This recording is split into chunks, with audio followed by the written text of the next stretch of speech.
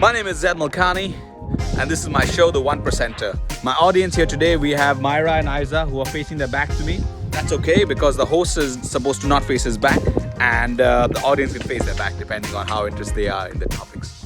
In The 1%er, we talk about tips and tricks that the 1% deploy that makes them extremely successful. Not just in finances, but in terms of health, in terms of emotions, in terms of different things that people can afford and be creative about. So in this show, we believe 1% genius and 99% perspiration. And what I mean by perspiration is not doing push-ups, which you should do anyway. It means doing the hard work that the 1% do, the extremely successful too. But we don't do that without strategies, right? And some thought behind it, correct? Say yes? Yeah, correct, exactly. But we do it in a smarter manner. We do it in a way that is able to draw the people into you and make you a success magnet. So let's go. Today we're going to be talking about recession and depression. Say yeah, correct, yeah, that's right.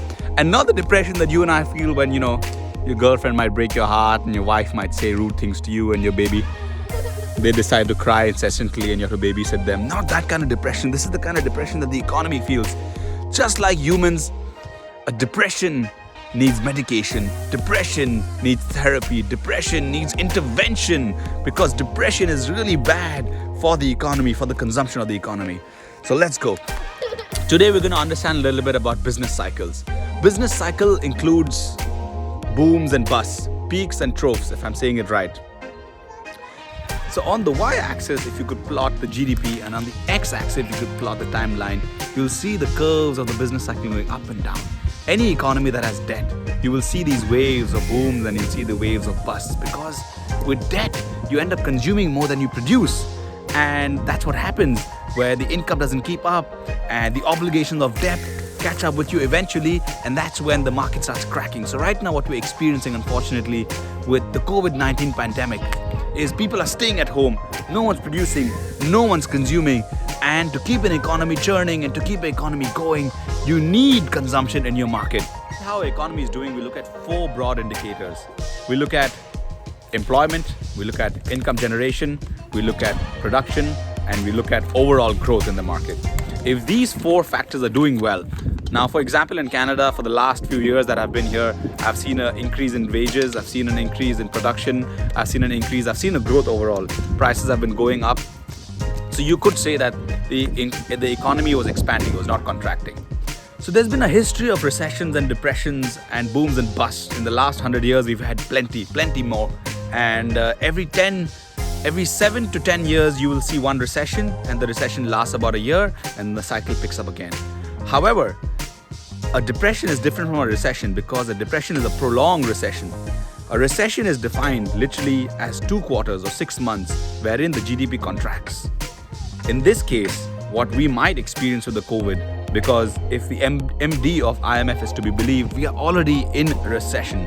If it prolongs over 6 months, if it prolongs over a year, it'll be considered a depression. So therefore, the method of counting in months is not applicable in depression. Say yeah, correct. And we're talking about years and we're not talking about months. Say yeah. Now the government comes in as someone who wants to control these booms and busts that go on in a market cycle. So they have something called the monetary policies, the fiscal policies, which they take along with the Reserve Bank of the country, wherein they influence the interest rates, which is the borrowing rate at which you can spend. So the higher the interest rate, the less you can borrow, the less you can spend. The lower the interest rates, the more you can spend, the more you can borrow. We are at a historic time where the interest rates are close to 0%. It's that cheap to borrow money. So, what government intervention are you going to expect? So the other way of facilitating and keeping the market going is for the Reserve Bank of the country, which is the only entity that can do that, to print more money. Now in the past, currencies were linked to a gold standard, which meant that the amount of gold would dictate how much money you could print.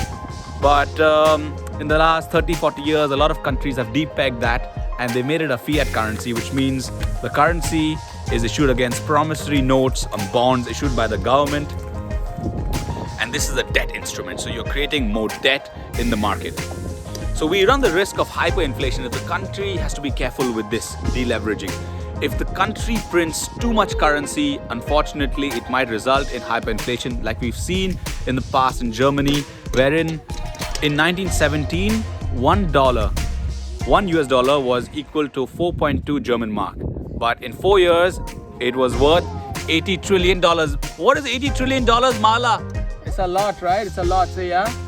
Yeah, it's a lot, very lot. Loads and loads, yeah. And just like that, from 2 you got 6. And it multiplies incessantly, and the value of the goods you hold don't hold value if it's left in cash. Therefore, what can you do in such times? In some dire circumstances, obviously first maintain positivity, increase your internal economy, make yourself stronger. But what you really should be doing to think like a 1%er is invest in tangible assets. Tangible assets such as gold, they always will hold their value. Tangible assets like real estate. And that's something that I do for my clients and my investors that bring money to Canada, which is a hedge against, all the inflation going on in different countries where the money is coming from. Real estate, like in Venezuela, unfortunately, the inflation was so high. It was in trillions, the currency. They had to change. Overnight, they had to change the currency. So tomorrow, if for whatever reason, if say your country starts dealing in chickens or whatever, then you could sell that house in chickens. This house would maintain its value that it has when we bought it. And if for whatever reason, if the Canadian dollar changes to another currency, you still have that intrinsic value saved in this asset. So my recommendation, number 1, maintain positivity, guys. Stay true to yourself. And 2, invest in tangible assets. And let me know if you want to invest in Canada and real estate. Thank you.